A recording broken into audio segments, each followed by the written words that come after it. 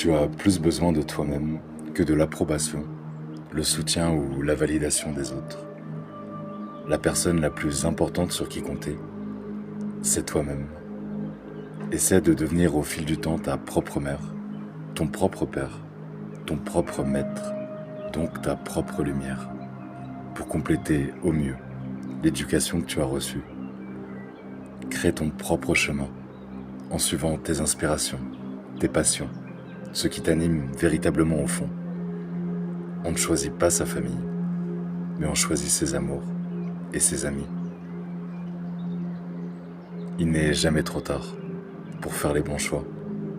Après tout, nos temps de vie nous appartiennent et nous sommes libres de choisir ce qui nous fait du bien, ce qui nous élève, ce qui nous transcende au fil du temps. Dès lors, travailler sur soi, croire en soi et investir sur soi sont les plus beaux cadeaux que l'on puisse s'offrir.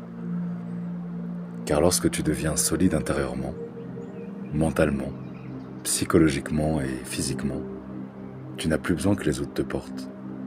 Tu ne laisses plus ton pouvoir à l'extérieur. La solitude devient alors un choix crucial pour se ressourcer, même si au fond, nous sommes tous des êtres de reliance. Finalement, peut-être que tout est un, que tout est sens.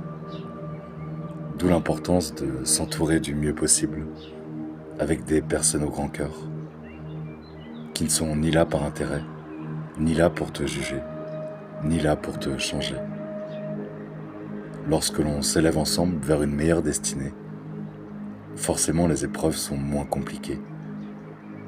La comparaison et la compétition n'ont plus lieu d'être, car l'on se parfaire, on se complète.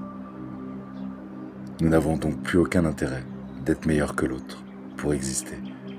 Bien au contraire, on s'entraide, on se soutient dans les bons comme dans les mauvais moments. L'argent et le matériel deviennent secondaires. Le partage prend le relais. La différence n'est plus un problème.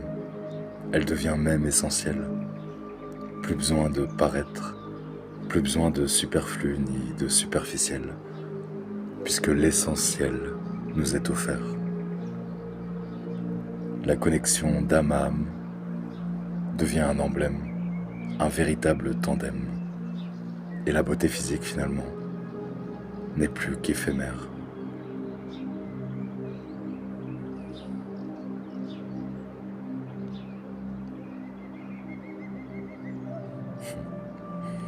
Poème écrit par Alexandre Page, le 18-03-2026 à 2h du matin.